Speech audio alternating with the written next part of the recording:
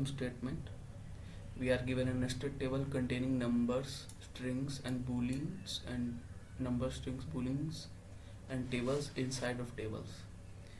So what our goal is? Our goal is to recursively go through the whole structure, ignore non-number values, and for every number add it to the total sum, increase the count, print the level where it was found, and then at the end we also calculate the average. Right. So this is our table. As you can see, this is like numbers, this is strings, and this is also strings, and this is a boolean value. So of course you can see there are a lot of tables inside of tables, you can see.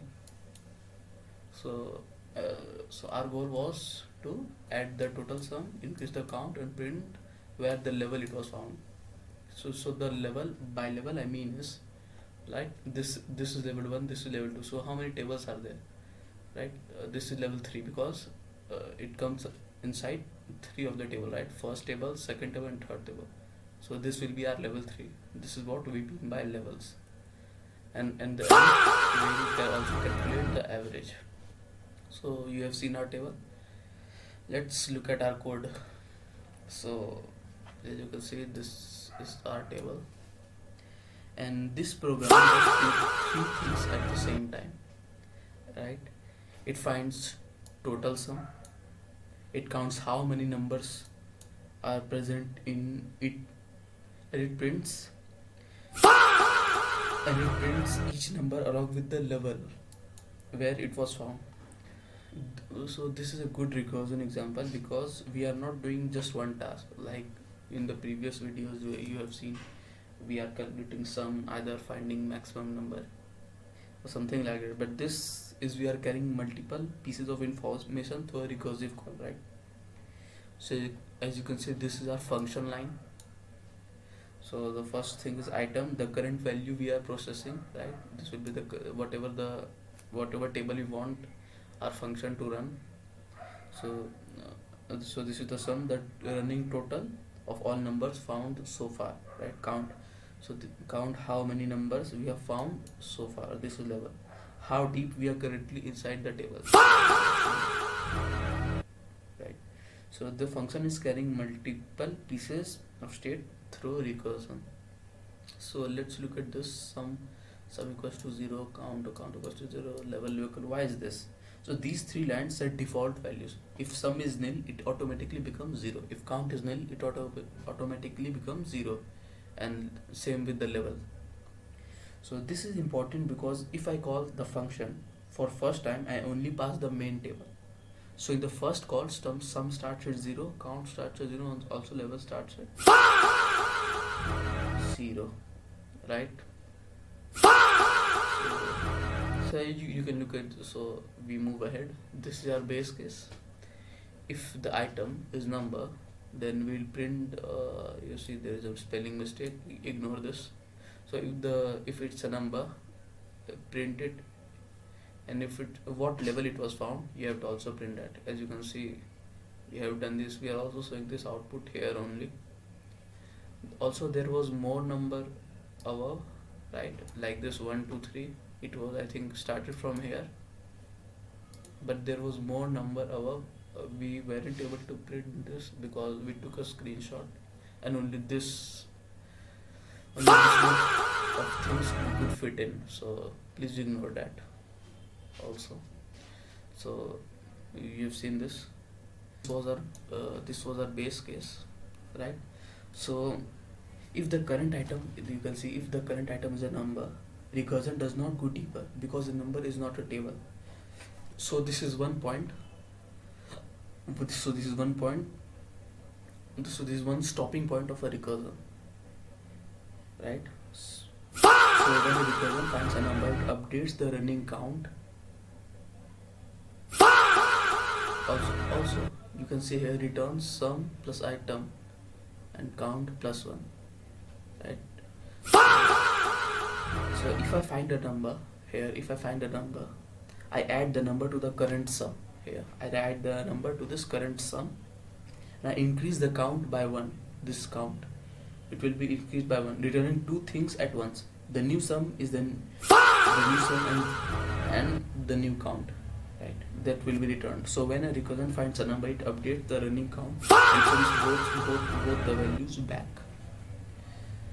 And what if it's a table? If it's a table, then we'll of course we run the for loop to find the items inside of table.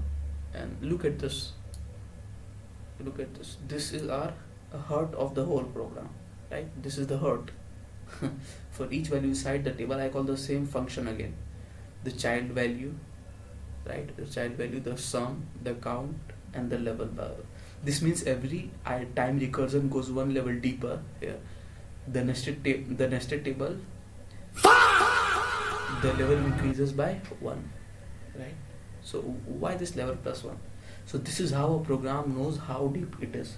The current table is at one level and everything inside the table is at one level deeper. So level plus 1 is what tracks depth during traversal, right? Why this sum and count? We could have used something else there. So the recursion calls returns updated values for sum. So the recursion calls returns updated value for sum and count. So I stored those return values back into this sum and count. So this means that next recursion call continues from latest updated state. So this so as you have seen in the last video, this is accumulator style recursion, because I'm carrying running values through recursion, right? So we end this for loop, and we end this if and else here, and we return sum and count. So after all child values have been processed, I return the final sum and count from this function call, right? I will count from this function call. So whether the current item is a number or a table, eventually the function returns two values, right? And total sum so far and total count so far. So we catch it here. So local find and local find call. We run the function in our table, the table we created, this my table. So as you can see, the final sum here, the final sum is here. You can see the output and the final count, how many numbers were present inside of this table, my table. So this was the final count, and also we calculated the average. We created a local function average final sum by final count, and you can see the average. So the average is this. Also, if you look at this output, every number that is found, we also tell the level which was found. We explain by this level. This is because of this level plus 1, and the recursion we run it. So summary. Yes, let's look at the summary. If the current item is a number, update sum and count. If the current item is a table, go inside it through recursion. And if it's a number, again the light right here, then update it. This is what it does. For every child, recursively repeat the same process, right? Carry sum, count, and level forward through recursion, and then return the final sum and count.